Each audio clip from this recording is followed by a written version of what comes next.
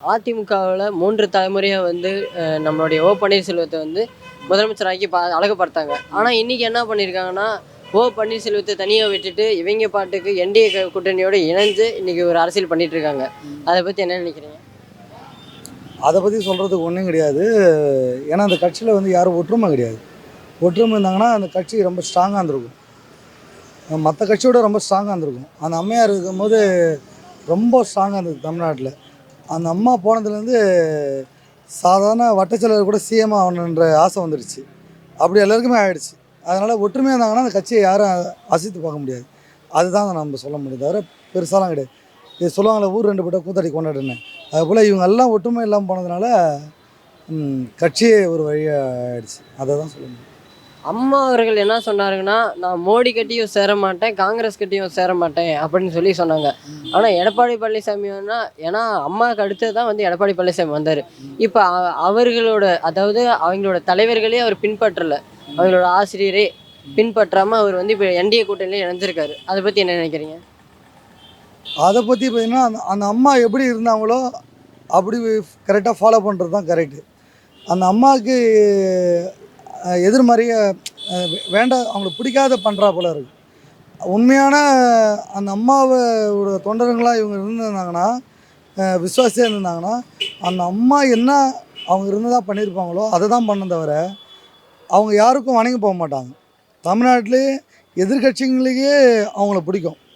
ஏன் கனிமொழி அம்மாவே ஒரு முறை சொன்னாங்க, ஆளுமை யாருன்னா ஜெயலலிதா அம்மையார்னு தான் சொல்லுவாங்க. அவங்க மறைஞ்ச பேர் கூட இன்றைக்கும் அந்த அம்மையார்னு தான் சொல்லுவாங்க.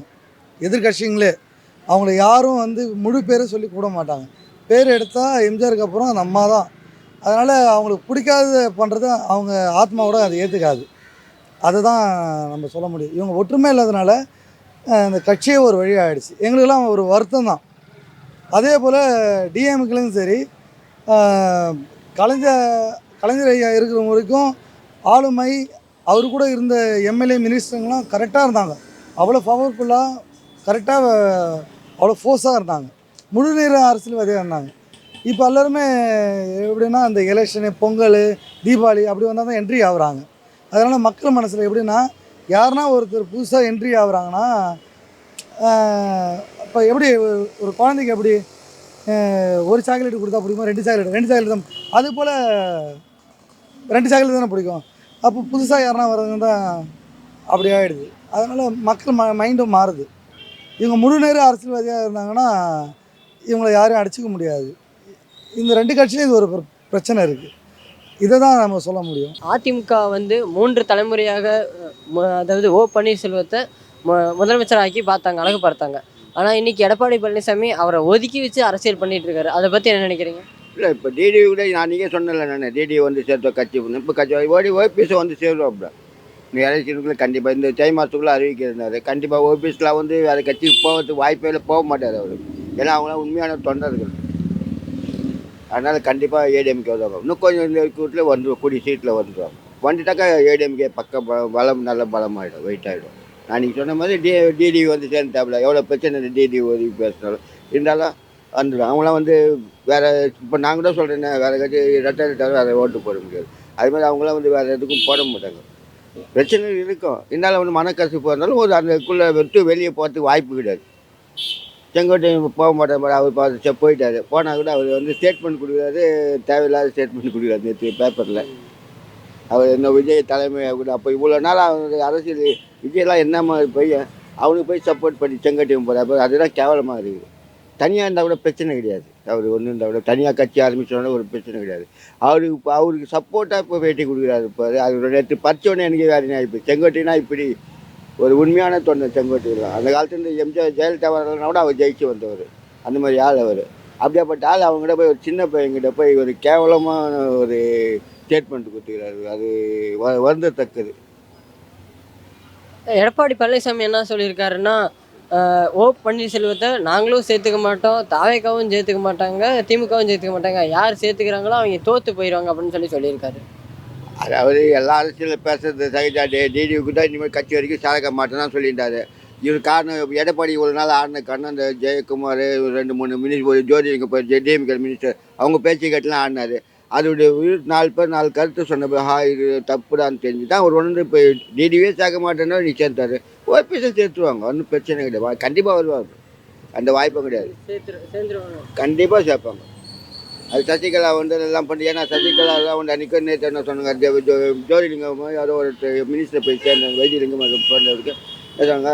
அதாவது உண்மையான ஏடிஎம்க்கு வந்து டிஎம்கேக்கு போக மாட்டோம், செட்டாலும் தனியாக இருப்பான்னு வழிய ஏடிஎம்கேக்கு போக மாட்டோம். ஆனால் அவங்க ஏடிஎம் போட்டால் சுயநலவாதிக்காக தான் போனாங்க. அதனால இப்போ சசிகலா நாங்களும் டிஎம்கேக்கு போக மாட்டோம், ஒன்லி ஏடிஎம்கே இருந்தாலும் வாழ்ந்தாலும் ஏடிஎம்கே.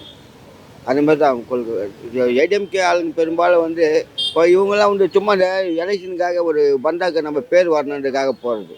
இவங்க கூட எத்தனை பேர் போயிடுவான், கட்சியே போட்டுச்சா அவன் ஒருத்தன் போயிருப்பான், மிஞ்சி போனால் அவன் கொஞ்சம் ஜாலியாக கொஞ்சம் போயிருப்பான். அவங்களோட ஓட்டு போட நேரத்தை எதுக்கு போடுவான், ஏடிஎம்கே தான் போடுவான். பேருக்கு மினிஸ்டர் கூப்பிட்டு பழைய ஒரு 10 பேர் போவான், டிஎம்கே உறுப்பினர் கார்டு வாங்க. ஆனால் ஓட்டு போக சொல்ல ஏடிஎம்கே தான் போடும், அது எந்த மாற்றமும் கிடையாது. கண்டிப்பாக ஏடிஎம்கே வாய்ப்பு இல்லாட்டி வாய்ப்பு இருக்குது. இன்னும் பேட்டி இல்லையா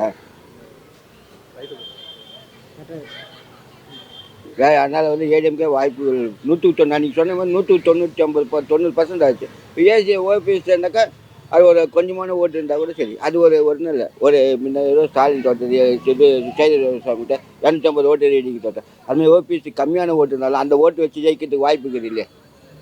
இன்னும் 21 போன வருஷம் வந்து 21 போன எலெக்ஷன் 21 தொகுதி போச்சு, தினம் தனியாக ஓட்டுனால. இப்போ அதனால் இப்போ அது மாதிரி வாய்ப்புகள் எல்லாம் இப்போ ஒரு 250 ஓட்டில் ஒரு தலைவரே ஜெயிக்கிற அளவுக்கு இருக்குது. அப்போ ஓபிஎஸ் ஓட்டு ஒரு கட்சிக்கு தேவை தானே.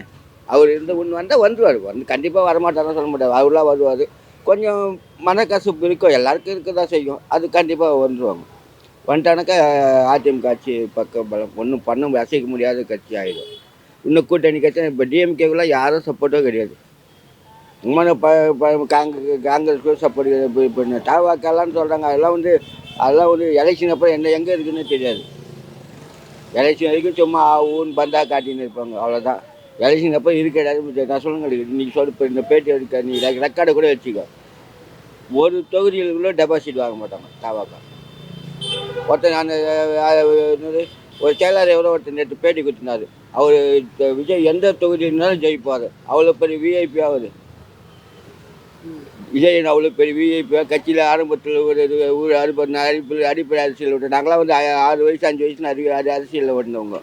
இவ்வளோ பேசினாக்கா நாங்கள் அந்த வயசு எம்ஜிஆர் 5 வயசு 6 வயசு எம்ஜிஆர் பாட்டம் பார்த்து அந்த அளவு உறுதியாக வந்தவங்க. நாங்களாம் வந்து அரசியல் இருந்தாலும் இவ்வளோ சில விஷயங்கள் பேசுகிறோம், நிறைய கட்சியல் ரீதியாக வந்து நிறைய பேசுகிறோம். இப்போ அவரெல்லாம் வந்து எலெக்ஷன் அப்புறம் ஒரு கட்சி நீ சொல்கிறீங்க ஒரு கட்சி ஒரு தொகுதி கூட டெபாசிட் வாங்க மாட்டாங்க. அது என்ன தனியாக நிற்கிறேன், தனியாக ஒரு செய்கிற ஏதாவது கூட்டணினா தான் அந்த டிஎம்கே கூட்டணி ஏதாவது கூட்டணி கொஞ்சம் ஓட்டு வரத்துக்கு வாங்கி போடுது. தனியாக நின்னா டெபாசிட்டே வராது உண்மையாக. அதாவது விஜயகாந்த் கட்சி ஒரு டைம் எம்பி எம்ஜிஆர் இது ஜெயலலிதா எம்பி எலெக்ஷன் தனியாக இருந்தாங்க, ஒரு இடத்துல கூட டெபாசிட் வாங்கலை, அது மாதிரி டெபாசிட்டே வாங்க மாட்டாங்க. இப்போலாம் ஒன்றும் அவங்களும் கூட்டணி வச்சு தான் பல மொழியை தனிப்பு மெஜாரிட்டி அது ஒன்றும் கிடையாது. ஏடிஎம்கே டிஎம்கே வாய்ப்பு கொஞ்சம் தனி மெஜாரிட்டி, அது நம்ம குறை சொல்லக்கூடாது. டிஎம்கே இருந்தாலும் அது ஒரு குறை சொல்லக்கூடாது. ஏடிஎம்கே நின்று பிரிஞ்சதுனால்தான் டிஎம்கே வந்தது பக்கப்பலம். இப்போ ஏடிஎம்கே ஒன்று வரலாம், ஒன்று சேர்ந்த பிறகு ஒன்றும் பலம் பக்காவாக ஆகிப்போச்சு. இனிமேட்டு ஒன்றும் பிரச்சனையே கிடையாது.